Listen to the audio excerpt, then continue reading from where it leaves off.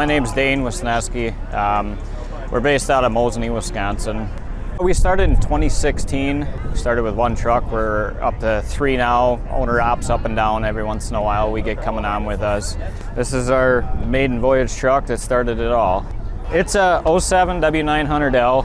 It started its life with a factory frame. It is a 296. I don't get into the whole ball game of how you measure, where you measure, not my thing. We've done a lot to it. It needed some love, and it went into the oil fields, and that's where it sat for how long? And I got it, and I brought it back to life. We stripped it, repainted it, everything was new, down to the Jones hood. We do a lot of work with those guys. Everything, fenders, you name it. We've gone through, we just put a Acert bottom end C15 cat in it. It has a 6NZ head on it, all of the stock internals on it. We've had trucks that have been turned up almost 800 horse, and I'm done with the game.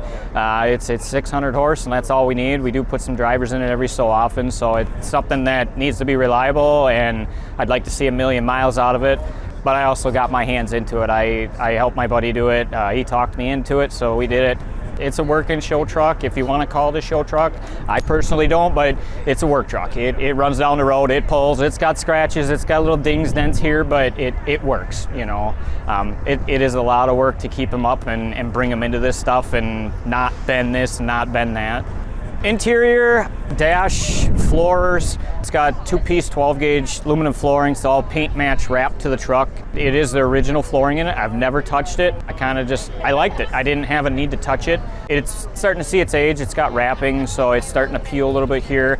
It's got a 12-gauge twin stick combo set up in there. Freaks people out when they see it. They love it, but you drop it off at a shop, and 90% of the time I'm getting a phone call going, how do I drive this? What's this stick do? You know, they get confused.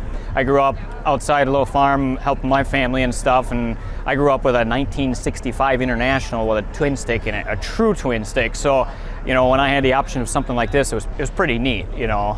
So, and it's a selling point for us. We get a lot of people that come in here and look at that, and they see that it is a working show truck, and they realize that, hey, I can do that to my truck, and I can still take it to work. It doesn't have to just come to this kind of stuff. There's a place for it. I've always had a thing with orange, and I like white. This is a one-off paint code. I've had people ask me for it, and you can put it next to a different orange Kenworth color or a peak color, and it is very similar.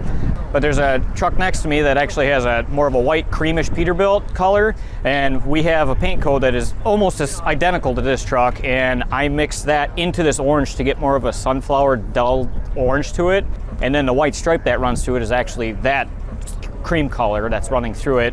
And then I had an oops one day, and I was messing around with some metal flake on an old pickup that I was doing, which is actually on the trailer back here, and I really like it. It's just, when the sun comes out, it pops. It actually gives it a different colored look. You'll never notice it when it's cloudy out, but when the sun comes out, you really see it.